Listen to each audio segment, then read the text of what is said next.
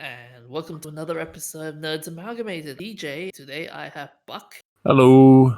How's it going, Buck? I'm marvellous. You do. Oh yes, I really need that now with the assignment. Harden up, princess. Everybody else is going through the same misery. But you're smiling through it. You love this. Yeah, it's kind of more a matter of I've become more accustomed to it after an enforced period of time. It's like you're the better. Ha! Look at those fools. Well, I don't say fools, because they're not fools, because one, they made it to uni, and two, they're bettering themselves, so yeah, definitely not fools. Fair enough. So that aspect, I'm taking more of the look at them struggle. Yeah. But that's just because you're a horrible person. And the other guy is the professor. Yes, I'm still here every week. What show we have today? So we have electrical stimulation, lobbyist, and on the Cowboy Beebop cast. So first up, story about electrical stimulation, and this is the good kind. Well, the other kind's called electrocution, not stimulation. Yeah, there's been lots of research in this over the years, where people have been looking at the impact of electricity on making people feel better and so forth. Where I remember reading an article once about 20 years ago where they were looking at the impact of electricity on the immune system. So, yeah, this latest research is pursuing the idea of counteracting the signs and effects of aging on the brain, particularly for those experiencing Alzheimer's and dementia. Although the fact that they always seem to refer to Alzheimer's and dementia as an old person's disease is actually a myth, because it affects younger people as well, just not as often. What if this sort of common a long time? It's for a long. They still do research with this thing. It's just because of the sheer scope and diversity of people, where you have such contrasting results between one group of people and the next. So, and more importantly, this isn't the EST of Ken Kesey's day. You don't go and get strapped to a chair and come back half an hour later completely dazed. They do precision shocks with precision electrodes. Well, yeah, that is a major part. Although with electroshock therapy, that is still being used today in actually a fairly similar manner to this, where it's much more targeted than it used to be. And that's been having some fantastic results at helping to reduce the effects of a range of things such as schizophrenia and anxiety, etc. What I'm curious about is that they mention it's got a boost to your working memory. Mm-hmm. And I'm wondering, how far can you push it? How young can you get before you, if you take a 20-year-old and blast them with electricity, can you give them the language learning capabilities of a 6-year-old? Because they say that you do your best language learning before you're 10 years old or whatever it is. Well, once again, it's just you got the sheer scope of the diversity of populations. But I do know that you can buy mechanisms in countries such as China, which do actually provide you with a mild electric jolt to help stimulate the health in your brain. Yeah, Big Clive does a teardown of a few of those on his YouTube channel. So I'm not 100% sold on the veracity of them, but I also know a bloke who used to be self-employed, who used to work ridiculously out of control hours, and to help him maintain his immune system and alertness, he used to have this thing similar to what Bruce Lee used to use for the electroshock stuff for his abdomen. This guy used to have it so it was on his shoulders and his neck and a couple on his head, and give himself a mild shock on on a moderately constant basis, just to help himself remain alert and sick and cold free. And he also had one of the little rods like you get in China, and yeah, he used to sit there and hold that one in his hands, and yeah, used to keep himself going, and he never seemed to get sick. So, It lost well, it doesn't necessarily destroy memory. You got to remember the brain actually operates on electricity. So this is the same as jump starting a car or a computer. Yeah, but every now getting 30 get them frag ECTs. Do I mean, they? I can't say I've ever seen that. But you get the same with people doing drugs and alcohol and playing football and all sorts of other sports. So yeah, if this has been done correctly, then yeah. And it looks like this is a bit of fun. It's the research that they've found here is that what they found with this study is that your brain parts of your brain, that the prefrontal cortex and temporal lobe that they were studying, operate at about 8 hertz, and in older adults the synchronization vanishes. So this is just a clock issue. I Pretty fix much. this on my computers all the time. Well, so Like- that's the thing. Like as I said, like the brain operates on electricity, so it's not a problem. It's not really a problem to add electricity to it. It's just making sure you do it in the correct way. Yeah, if you took an electrode and just wiped it over your motherboard, that would fry your computer. But you Mhm. do it in the right spot and it turns your computer on. Yep. Now I'm wondering if we boost it to, say, 16 hertz, can we overclock a bit? Well, We've So- already well, got a that's- great fluid cooling system. Well, actually, no. Yours is not a cooling system. Yours is a insulation, heating, retention. But yeah, But your as brain is liquid cooled. well, yes and no. It sits in a jelly which can retain heat and boil pretty quick. If you're regarding the meninges, that is. True. If you're looking at blood, the strength of that is depending on how much water you've had and other stuff. So also, Oh, I'm going to find What? out. you gotta electrocute yourself. No, I'm going to electrocute the DJ. I can't do it to myself because I won't be able to take proper results if I'm being fried. Oh, okay. So we're going to zap the DJ. Yeah. Okay, I'm up for that. I think I got an old extension lead around the place somewhere. I can knock the end off. So you basically information. Not No. torture. If we do it right, it will greatly boost your brain power. And we know you need it. And we're not, and it's not to get information from you, and it's more to generate information. It'll be like that what, movie Lucy, but not crap. what are the effects of 240 volts when they're applied to your feet, sort of thing? We'll start away from the brain and work our way closer to it. Yeah, I'm way. You know where he lives, don't you, Bucky? No, but I can find him easily enough. Plus, he normally he's been coming to me to have me help him with his assignments. So Do you have a windowless van? no, and even if I did, would I admit that when you're talking about kidnapping him? Okay, we'll have to find another way to get him into the test chamber. I know a particular food you like. We could just leave that out as a trail. But I'll just say let it go. Anyways, Do not start singing that again. Anyways, moving along.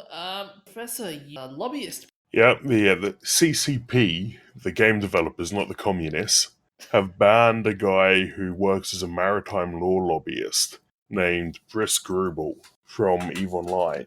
So he's a real life lawyer, and he was working with the Council of Stellar Management, which is a player representative group who communicate with CCP, and the CCP have accused him of basically insider trading. Well, to start with, cause he's a lawyer, that's basically enough of a reason to ban him anyway. Secondly, for the communists, it was triple CP. But what's the insider trading?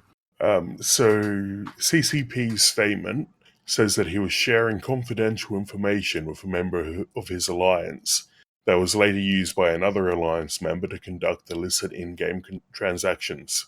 So how's he doing insider trading?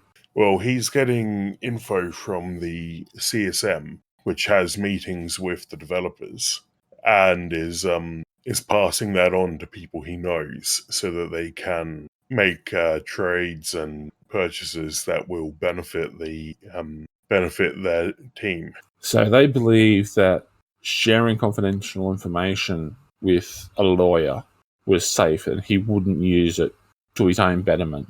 Yeah, unfortunately, he signed an NDA, so he's kind of screwed up by doing that. But have they got proof that he shared the information? I'm just scanning through the announcement post again. They haven't posted any specific evidence or details.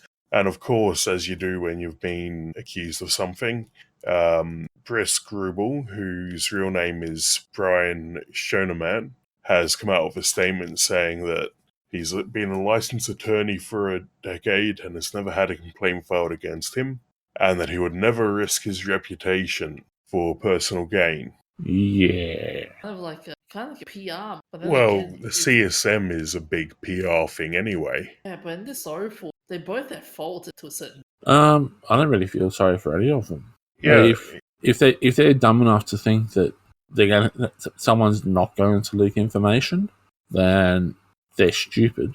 they've now decided that, according to the notice they put out, the next CSM meeting, which apparently they hold a proper conference, will be banning electronics from the meetings, and they'll be taking time to educate everyone about confidentially insider trading and general do's and don'ts when it comes to operating under NDA.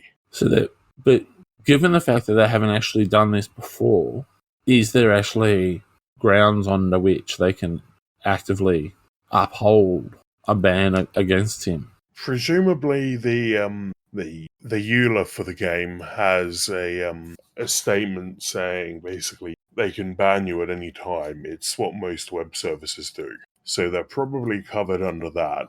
And I'm sure that the Eve lawyer team or the CCP lawyer team will be working to make sure that there's nothing he can use against them there.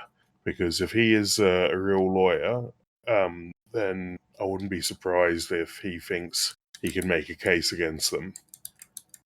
The question is, does this affect? From what I've seen on the forums and Reddit, most people support the decision, and as long as he's there's a couple of people who are doubtful but going along with it because until other evidence comes out, there's not much they can do. But the general support seems to be that the seems to be agreeing with CCP. I was just looking at some of the comments on this, and someone says that if this guy shaved his head, he'd look like a chubby hitman. Agent 47 after a bit of KFC. And another one is, why is it all the truly fun stuff for EVE Online happens either on a spreadsheet or outside the game? That's the sort of game it is. Yeah. It's a framework. You can play EVE without getting involved in this, but EVE is a framework for going and pretending you're a big business and all of the fun stuff that goes with that. Mm-hmm. There's another comment here. Gee, a lawyer that says he's innocent and did nothing wrong. Being a lobbyist is enough of a reason for me. Yeah, it's feels really out of touch that he's come out and being like, I'm a lawyer and a politician and there's no way I could ever do anything wrong. Because we all know lawyers and politicians who have done things wrong, so that's not really a defense. Mm-hmm. Oh, there's another one here. An American politician revealed as a crook, denies wrongdoing. Is he running for the presidency in 2020? Some of these comments are actually like it. I'm sorry, like the article's interesting, but some of the comments are actually more interesting than the article. Alright, moving on. A story about Cowboy Bebop that's been announced recently. So who is it? So before I announce the backstory, so initially there was stories about how like, a live-action Cowboy Bebop 2000 and 20th Century Fox, so Irwin doing the stage, Keanu Reeves, Spike Spiegel, Variety 2000 Sunrise. So Then they've had actors booked for 10 years. yeah, so fast forwarded to 2010, the project was in development, and it was still good. The point where series Surichiro Watanabe said, "Okay, this is, I'm not sure what's." So fast forward, actually not 2017, where it's a live action series Bebop being made with Netflix. And Christopher Yost is poised to write, and the announcement what they'll be on Netflix was coming to April 4th. They announced the cast list, and the cast was John Cho as Spike, Mustafa Shakir as Jet, Daniel Pineda as Faye Valentine, Hassel as Vicious. Now, interesting. Spike Spiegel, Poncho as Spike Spiegel. That is a cast select. Why? Well, in the anime, they didn't really say what he looked, what was his race, or like when you look at his face, he's basically totally different. What live action? Basically, this is how Spike Spiegel. Wow, that's really good for an audio. But I'm just saying that it's the casting. Mustafa Shakir, for example, Jet in character you see and get. And So oh, that one shot you've given us there of Spike Spiegel, his skin looks kind of ambiguously white, yellow. So I could see him going either way based on anime coloring styles. Mhm. But his face does look fairly Caucasian to me. and here's another interesting fact. Faye Valentine, in the anime, she's actually in Singapore. Okay. Yeah, she looks much more Asian in the character shot from the wiki you've just pulled up. So I'm wondering, really weird this whole casting. So I can see, I can see John Cho or is it Daniela who's playing Faye? Daniela's playing, yeah, Daniela playing Faye, yeah. Yeah, comparing them to the shots, I could see them playing those characters. And the thing you got to remember is they're choosing cast members that are going to be bankable as far as a successful series. They don't want to go for people who are completely unknown. They want people that are going to sell the series in the West. And let's face it, a majority of the people around the world aren't really going to care about who's playing the role as long as they look roughly similar to the character and they present it properly. The only people that are going to be complaining will be the same ones that complained about Ghost in the Shell being the whitewashing of Asian culture, which I thought was actually kind of strange that one of the loudest ones for that was actually a American Chinese lady who I think was third generation American. And the director and the original creator of Ghost in the Shell didn't actually care. Was actually quite impressed and honoured that Scarlett Johansson was playing the part of the Major. What's really interesting though with the selecting of John Cho, I think Netflix. I get where you're coming from in terms of they want a bankable character. I think it was like Netflix was saying, okay, you need to find the bankable actor for this role, but he needs to be Asian. He needs to be Asian. Avoid ourselves being known as whitewashers and racists. And like I think this was just like selecting John Cho as Spike. It's an interesting move, but I think it just felt like a safe move. I don't really care. It doesn't, like, the actors all look vaguely like the character they're playing, and as long as they're picking a good actor for the job, anime is stylized anyway, so you can't entirely take it at face value. Are you trying to find controversy where there's no controversy? I'm just saying, it's Hang on. Did we all notice that there was a bit of a rise in pitch in his no? Are you trying to equate something there, Bucky? Because it seems like you're trying to equate something here. Even I'm though not. I'm not trying to. I'm stating it outright. yeah, really. He seems to be going down in tone. But I'm not really sold on this idea, guys. Like I don't know whether I don't know about you guys. Whether There we go. That's it. It's over. The DJ isn't sold on an idea, but hang on, wait until after it comes out and he watches it. He'll go, it's not that bad. Am I ever gonna watch it? I doubt it because Yes, you will. I didn't even watch Netflix's version of Death Note. That's how bad it, because it was bad apparently. Uh-huh. So, in other words, somebody else told you it was bad, so that was it. That was it. You decided to let somebody else make your mind up. No, I actually saw the trailer and it was very bad, and I decided not to watch. Netflix made their own Death Note, did they? Mm-hmm. Yeah. Oh, I Yeah. just started watching that. I thought it was the original. No, they did a live action movie, Oh, right. and it's very it's almost impossible to do the transition from an anime to a live action. Like Ghost in the Shell was close enough. And It was it was good on its as is, but yeah, there's so many differences between the series and what they've done in the movie that it's almost a completely different entity. Yeah, so I'm just looking at this as well. Spike's from Mars, so he could be any race, really. It's not like saying he's from London, so chances are he's probably a white guy. Well, hang on, no, He's no. from Mars, There's plenty of people in London that got diverse cultural backgrounds. yeah. You've got people of all ethnical backgrounds in London. So It does look like, well, the characters are from off-world colonies where yeah, if there's an international effort for an off-world colony, which I would expect to happen because off-world colonies are so expensive and hard to maintain, then I would be completely unsurprised to have plenty of people of mixed race in the colonies. yeah.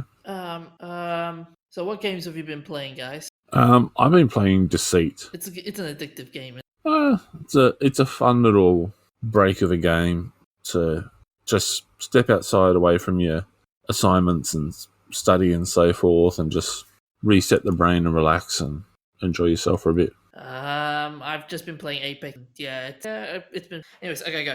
Alrighty, see ya. Right, well, we've just lost the DJ, so it looks like we're wrapping this up on our own. Woohoo! I've been playing. Party! Absolutely. Crack out the good booze. Get the canapes. So what game have you been playing, Professor? I've been playing Trunker, which is a web browser FPS game. I was just looking for something small to play in between other things I was doing, and I got surprisingly hooked to it. Okay. It's sort of in the vein of Quake or Doom. It's fast, you've got powerful guns. The sound effects of the guns are actually pretty nice for a web game. Mm-hmm. But what I've been doing mostly, there doesn't seem to be any sort of matchmaking in the game, so I got pretty good at it, and then decided I was bored of winning, so I started playing parkour maps, and now I'm hooked on those. Okay. Just having a bit of a look at some of the stuff here for it, and yeah, it's looking interesting. Yeah, I think it's just a good one to hop into for a few minutes, and the community seems pretty friendly. I haven't noticed anyone really swearing or yeah. I'm sorry. I'm just as you said that, I've just had something come up here on the messaging on the side of the screen from in the game. OMFG, F off you, F you too. Everyone here has wall hacks. Great timing, thanks guys. So yeah, there is considering if you Google it, one of the first links is a name bot. There really aren't that many hackers in the game. Most of the hackers really could be put down to most of the people I would have called hackers could be put down to just being way better than I am because there's no ranking. But we should move on to the shout outs. So We should. if you were in Melbourne on the 5th to the 7th of April, you might have gone to the Supernova convention. And you could have met our friend Sean from Comics to Movies, who's been a regular guest host on our show. Mm-hmm. On the 7th of April, 1832, Joseph Thompson, what has he written? He said, a local farmer who was married in the year 1829 to his present wife was sold to Henry Mears, a pensioner, for the sum of 20 shillings and his Newfoundland dog. This is the man who sold his wife, and people think it was a work of fiction. Okay, so the guy who sold his wife for 20 shillings and a dog. Yes. We'll have to get the DJ to clean up the show notes a bit there. Yeah, this is based on, there was a novel where someone wrote about it, but it was based on a true story. Kind of like the man who mistook his wife for a hat. Something like that. Okay. But yeah, so it was sale of his wife at Carlisle. Back in those days, you could get away with that sort of thing. Not anymore. Apparently, accordingly, the bellman was sent round to give public notice of the sale, which was to take place at 12 o'clock. The announcement attracted the notice of thousands. She appeared above the crowd, standing on a large oak chair with a rope or a halter made of straw round her neck. She was dressed in a rather fashionable country style and appeared to some advantage. The husband proceeded to put her up for sale and spoke roughly as follows. Gentlemen, I have to offer you notice my wife, Mary Ann Thompson, whom I mean to sell to the highest and fairest bidder. Gentlemen, it is her wish as well as mine to part forever. She has been to me only a bosom serpent. I took her for my comfort and the good of my house, but she has become my tormentor, a domestic curse, a night invasion, and a daily devil. It continues on in that vein. So, yeah. It's a fun speech. I recommend reading it because he has some really good metaphors there. Very poetic. Yeah. And it's weird that people seem to have actually spoken like that back then. Mm-hmm. But for 20 shillings and a dog, you could get rid of your wife. These days, you just go to court and sign the paper. Yeah, but see, he came up with a better move. He came out 20 shillings in front and also a dog. And he went straight to the pub. As you do when you get rid of the wife and you get 20 shillings and you're not going to get nagged for drinking. So, yes, we head down at the 12th... We head down on the 10th of April, the Falcon Heavy launch. SpaceX are launching their first Falcon Heavy for commercial payload. They're launching Arabsat 6A. Unfortunately, they've had to push it back each day for the last few days because the weather has not been conducive to a safe launch. Okay. Well, I got something to make up for their shortcoming. Well, I don't know if we mentioned it last week, but we've finally got a picture of a black hole. It's actually been made real, and it was thanks to the amazing work of a number of people, but the main person involved apparently is Katie Bowman, who led the creation of a new algorithm, which I'm just trying to remember how many petabytes. 5 petabytes, or 5,242,880 gigabytes of data was needed to generate the image. And as a comparison, Linus Tech Tips, who are a tech YouTube channel, they film in 8K, but as of about a year ago, they were only using about 500 terabytes of data. Mm-hmm. So they're using a tenth of what she is. And my favorite thing about this picture is that they took it using telescopes from all around the world. It's like the square kilometer array, but even bigger. Yep. The thing I love the most about it is if you go to our Facebook page, got a few pictures there just because it's such an amazing achievement. And someone's actually snapped a picture of her as soon as she's got the image there when it's come through. And she's got the biggest smile on her face. So, yeah. It's been a 2-year project. I believe they took the photo 2 years ago, and it's taken them this long to process the data. But apparently 3 years ago, as an MIT grad student, is it 3 years ago or further back? Apparently, she first learned about the imaging project when she was in high school. So, wow. She learned about the actual project in high school, decided on the spot she was going to dedicate her life to it, and then graduated high school, went to MIT, graduated, became a grad student at MIT, and has worked on this and achieved this, and 3 years later has gotten this picture. That's dedication. So yeah, and there's a picture where people are comparing, like saying she's the new equivalent of Margaret Hamilton, with who did the programming to get us to the moon in 1969.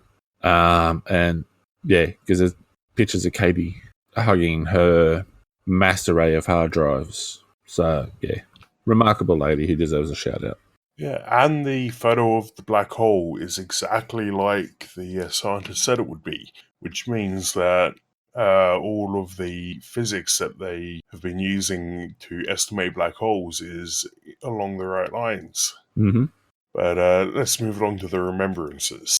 On the 9th of April 1929, William Henry Johnson, aka Zip the Pinhead, died of bronchitis at 68 in New York, New York. He was known as the Pinhead because he had a skull deformity. Mm-hmm. So on the 9th of April 1959, Frank Lloyd Wright, the American architect who designed over 1,000 structures, over 500 of them were completed. His famous works include the Guggenheim Museum and Falling Water. He died of surgical complications at 91 in Phoenix, Arizona. And on the 11th of April 2007, Ronald C. Spears, the U.S. Army officer who served in Easy Company during World War II, he was portrayed by Matthew Settle in Band of Brothers, and he died at 86 in St. Marie, Montana. And for famous birthdays, on the 9th of April 1806, we have Isambard Kingdom Brunel, the English mechanical and civil engineer who has the coolest name ever. Definitely.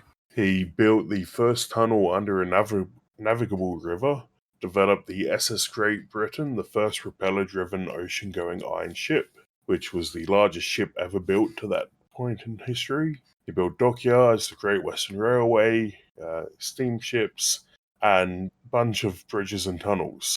He revolutionized public transport and modern engineering and was born in Portsmouth, Hampshire.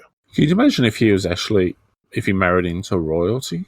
Because then he'd be Sire Isambard Kingdom Brunel. There's a photo here of him in front of the chains for a ship, and those are some huge chain links there. Yeah. On the 9th of April 1926, we have Hugh Hefner, who is famous for creating Playboy, which the first edition featured Marilyn Monroe in a calendar shot and sold over 50,000 copies. He is also famous for advocating for sexual liberation and freedom of expression. He was a political activist for the Democratic Party, First Amendment rights, animal rescue, the restoration of the Hollywood sign, and to some extent women's rights. Mm-hmm. He was born in Chicago, Illinois. On the 10th of April 1915, Harry Morgan, the American actor and director who played Pete Porter in December Bride and Pete and Gladys, Bill Gannon on Dragnet, and Colonel Potter in MASH. He was in more than 100 films and was born in Detroit, Michigan. He really looks different in the black and white photo they used for his wiki page to Colonel Potter from MASH. Right. I know I've seen him in a lot of things over the years. So I've seen stuff where he was younger, and yeah, his eyes always seem to be the same. Like he's always got that cheeky little twinkle in them. Yeah, eyes and ears, I think, are the two things that are supposed to be fairly static, so you can use them to identify people. Mm-hmm. Except these days, you got people putting tap washers in them and expanding the lobes and all that sort of nonsense. Yep. That's the Extreme ears, body that mods. is. Not the you can't really put that in your eyes and still see. Yeah. What I don't understand are the ones they have in their cheeks. Like, how do you eat without it falling out? I don't know, but all I can think of is whenever I see stuff like that is it's a great place to hang your coat. If you're struggling to carry your clothes from the laundry after you've done your ironing through to your bedroom and you haven't got enough room on your fingers, having those expander rings in your earlobes and your cheeks gives you places to hang your clothes. I like the joke. I think it might have been an XKCD comic of running up to someone with drinks, clamping a padlock on, and running off with the key. Now, we also have on the 10th of April 1929, Max von Sydow, the Swedish-born French actor. Sydow? Sydow, okay. You don't know Max von Sydow? Well, I can't pronounce his name, obviously. He was Ming the Merciless in Flash Gordon, the old school that had Queen doing the music for it. I won't do that again. Thank you. He's also played the part of Ernst Stavros Blofeld in James Bond, Never Say Never Again. Like he was also, actually, he's one that I'm surprised you don't recognise him for, is he was Liet Kynes in June. Yeah, it's been a long time since I've seen the movie, but I'm surprised I didn't recognise that. But events of interest: 9th of April, 1959, NASA introduces America's first astronaut to the press. Do we remember who he was? Was it the one whose name starts with a G? No. Maybe. There was Scott Carpenter, L. Gordon Cooper Jr., John H. Glenn Jr., Virgil Gus Grissom, and Walter Shearer Jr., Alan Shepard Jr., and Donald Slayton. So 7 men all packed into a rocket. They were carefully selected from a group of 32 candidates. They weren't all packed in at the same time, were they? I mean, Apollo missions only carried 3 crew. It just says here that on the 9th of April 1959, NASA introduces America's first astronauts to the press. So those 9 were the first astronauts. Doesn't say that they were sent to space at the same time, but yeah. Yeah, I think Grissom did a bunch of solo flights as well. I'd have to read up on it again, though. So on the 10th of April 1912, the Titanic makes its maiden voyage. Rather successful endeavour that was, wasn't it? The unsinkable ship that did make port. 11th of April 1970, we have Apollo 13 was launched to the moon. Houston, we have a problem. Yes. You got to love the ingenuity of these guys with some of the things that they had to succeed with and survive through as astronauts. Especially when you consider the fact that these days your average mobile phone, not even a smartphone, just a standard mobile phone, has got more computing power than everything that was used to send man to the moon.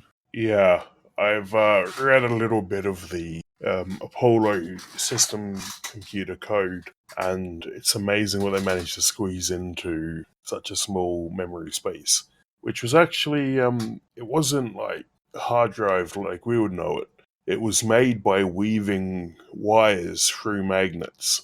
Yep, that was back in the days of valve technology for computers, where a computer was actually a building. I think that's everything for this week, isn't it now? Yeah, it looks like it. What do we do without the DJ to tell us where we can be contacted? Well, you know most of the details, don't you? Yep. You can find us on Twitter at namalgamated. Email us at nerds.amalgamated@gmail.com.